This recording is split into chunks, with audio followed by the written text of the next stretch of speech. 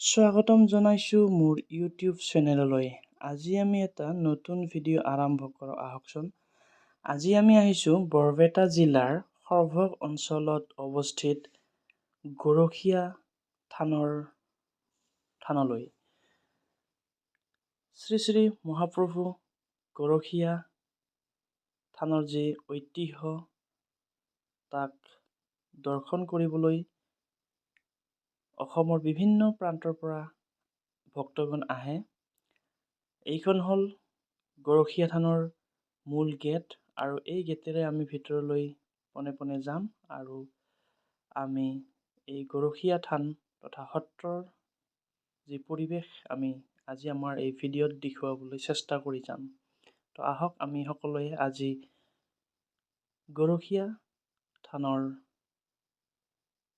যি সৌন্দৰ্য, যি ধৰ্মীয় যি পৰিৱেশ আমি সকলোৱে উপভোগ কৰোঁ।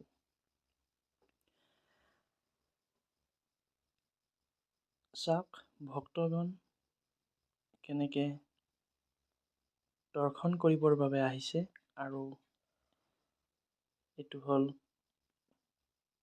মূল থানৰ সত্ৰগৃহ আৰু চাওক শ্ৰীকৃষ্ণই তেনেকে বাঁহী বজাই থকাৰ ৰূপত ধুনীয়াকে বনাই থৈছে আৰু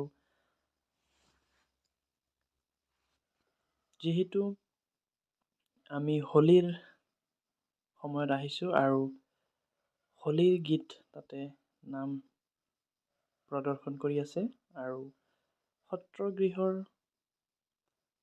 যি মূল দেৱাল, সেই দেৱালবিলাকত শ্ৰীকৃষ্ণৰ যি লীলা, সেই লীলা বৰ্ণনা কৰি থৈছে। আৰু চাওক আপোনালোকে গম পায়, যোনে আহিছে আৰু বহুতে গম পায় যে এইখন থানত গছত যি গামোচা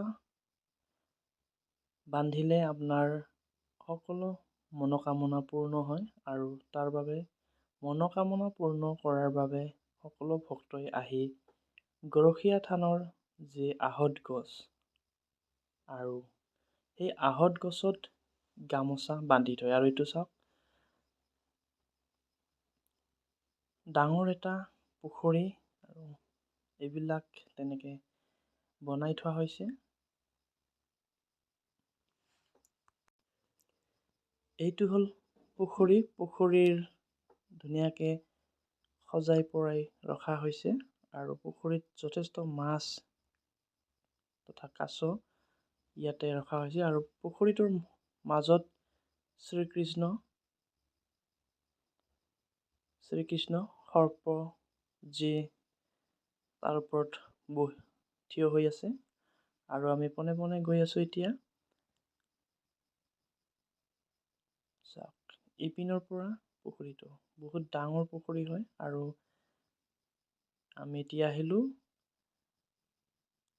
আহঁত গছজোপাৰ ওচৰত আৰু আমিও ইয়াতে আমাৰ যি মনোকামনা পূৰ্ণৰ কাৰণে আমিও ইয়াতে এখন গামোচা বান্ধি থলোঁ শ্ৰী শ্ৰী গৰখীয়া প্ৰভুৰ তথা শ্ৰীকৃষ্ণ প্ৰভুৱে আমাৰ যি মনোকামনা পূৰ্ণ কৰোঁ তাৰ বাবে আমি গামোচা এই আহঁত গছতে বান্ধি থলোঁ। আৰু চাওক কেৱল গামোচা দেখিবলৈ পাব, গছত বান্ধিবলৈ ঠাই নাই। এতিয়া আমি আহঁত গছৰ পৰা এতিয়া আমি পুখুৰীৰ পাৰে পাৰে আৰু সত্ৰৰ মূল থানলৈ যাম আৰু চাওক ধুনীয়াকে বনাই থৈছে। যথেষ্ট সংখ্যক মানুহ আহে আৰু এইটো সত্ৰৰ আগপিনৰ দৃশ্য আৰু ইয়াতে কৃষ্ণ গোসাঁইক ৰখা হয়। ইয়াতেও চাৰিওপিনে কেৱল গামোচা বান্ধিলে আপোনাৰ মনোকামনা পূৰ্ণ হৈ যায়, সেইটোৰ কাৰণে সকলো ভক্তগণে আহি ইয়াতে গামোচা বান্ধে আৰু হয় সঁচাই মনোকামনা পূৰ্ণ হয়, সেইবাবে সকলো ভক্তগণে আহে আৰু তেনেকে গামোচা বান্ধি থৈ যায়। আজি যিহেতু হোলীৰ পৰিৱেশ আৰু এই হোলী উপলক্ষে নাম প্ৰসংগ ইয়াতে কৰি আছে ভক্তগণে। সমাজতে প্ৰভু শ্ৰীকৃষ্ণ আছে আৰু ইয়াতে ভক্তগণসকলে ইয়াতে চাকি বন্তি জ্বলাব পাৰিব। আৰু চাওক, এই পিনৰ পৰা এতিয়া পুখুৰীত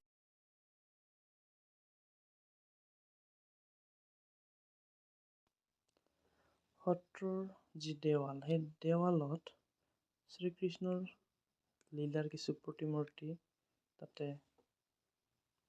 খনন কৰা হৈছে বা বান্ধি বনাই থোৱা হৈছে। এইটো চাওক, শ্ৰীকৃষ্ণই যি ধুনীয়াকে সজাই থোৱা হৈছে। আৰু চাওক, সত্ৰৰ এই আধ্যাত্মিক পৰিৱেশ, ধুনীয়া পৰিৱেশ। আহক এতিয়া আমি সত্ৰৰ কিছু দৃশ্য উপভোগ কৰোঁ।